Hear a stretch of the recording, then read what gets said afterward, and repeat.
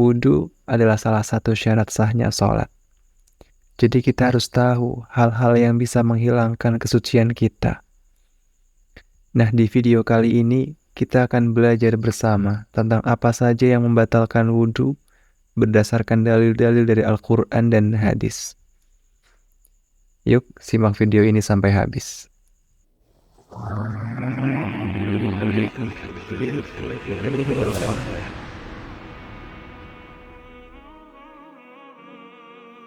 Assalamualaikum warahmatullahi wabarakatuh. Mari kita mulai dengan hal pertama yang membatalkan wudu, yaitu sesuatu yang keluar dari dua jalan, yaitu kemaluan dan dubur. Maka setiap yang keluar dari kemaluan dan dubur pasti membatalkan wudu. Sama saja apakah ia kencing, berak, madhi, mani, ataupun kentut. Pokoknya setiap yang keluar dari kemaluan dan dubur, maka ia membatalkan wudu. Jika yang keluar adalah mani dan keluarnya dengan syahwat, maka ia harus mandi. Tetapi jika madhi yang keluar, maka ia harus mencuci penisnya, berikut zakarnya, lalu berwudu. Hal ini berdasarkan firman Allah Ta'ala dalam surat An-Nisa, atau kamu telah menyentuh perempuan atau berjima, lalu kamu tidak mendapat air, maka bertayamumlah kamu dengan tanah yang baik. Sapulah mukamu dan tanganmu. Sesungguhnya Allah Maha Pemaaf, lagi Maha Pengampun. An-Nisa ayat 43. Dan juga hadis dari Rasulullah SAW.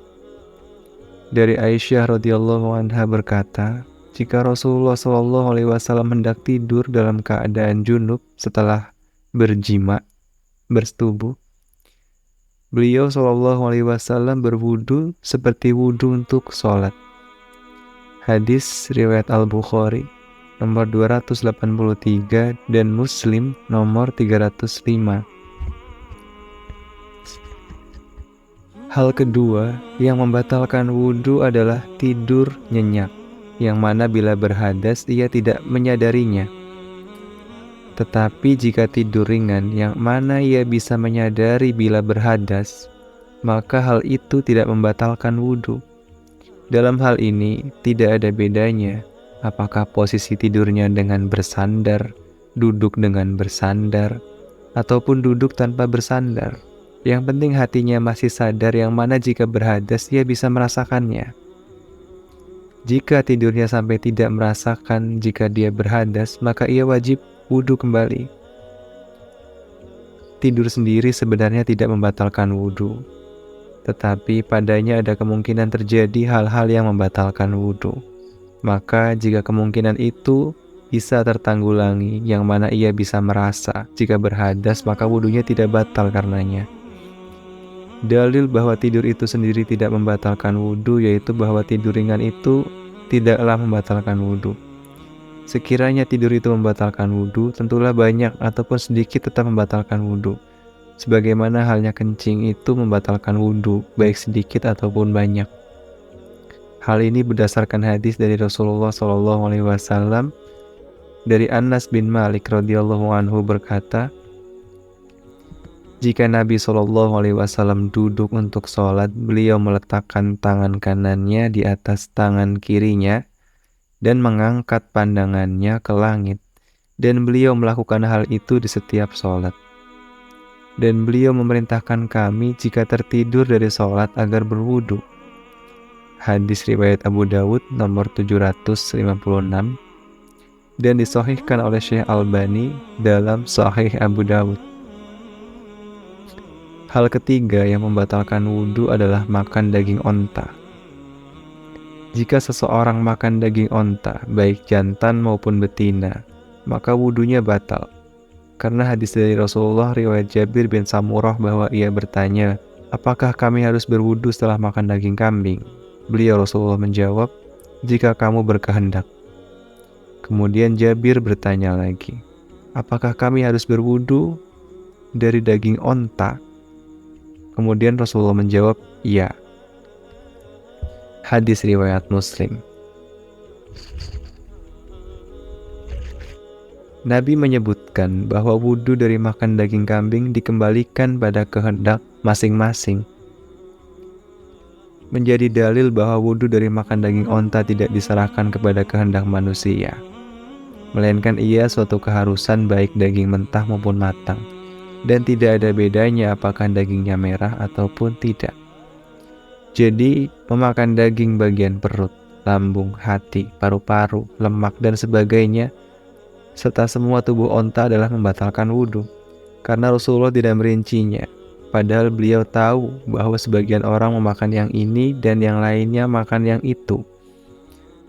Sekiranya ada perbedaan hukum padanya, tentunya Nabi SAW menerangkan kepada manusia sehingga mereka berada di atas ilmu atas urusan mereka.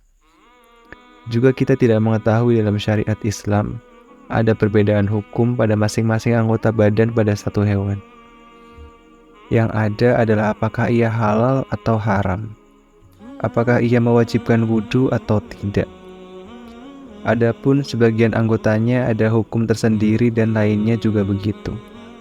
Maka hal ini tidak dikenal dalam syariat Islam, meskipun hal ini dikenal dalam syariat Yahudi. Allah berfirman dalam kitabnya, "Dan kepada orang-orang Yahudi kami haramkan segala binatang yang berkuku dan dari sapi dan domba. Kami haramkan atas mereka lemak dari kedua binatang itu, selain lemak yang melekat di punggung keduanya, atau yang di perut besar dan usus, atau yang bercampur dengan tulang." Al-Quran Surat Al-An'am ayat 146. Oleh karenanya, ulama bersepakat bahwa lemak babi adalah haram. Meskipun dalam Al-Quran, Allah tidak menyebutkan keharamannya kecuali dagingnya saja. Allah berfirman, "Diharamkan bagimu memakan bangkai, darah, daging babi, daging hewan yang disembelih atas nama selain Allah." Dan saya tidak mengetahui perbedaan pendapat pada kalangan ulama tentang haramnya lemak pada babi.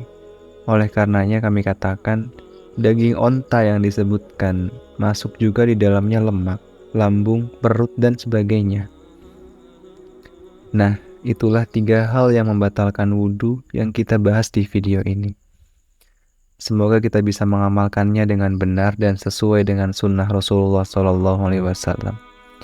Jika ada pertanyaan atau saran, silakan tulis di kolom komentar di bawah. Terima kasih sudah menonton video ini. Sampai jumpa di video selanjutnya. Wassalamualaikum warahmatullahi wabarakatuh.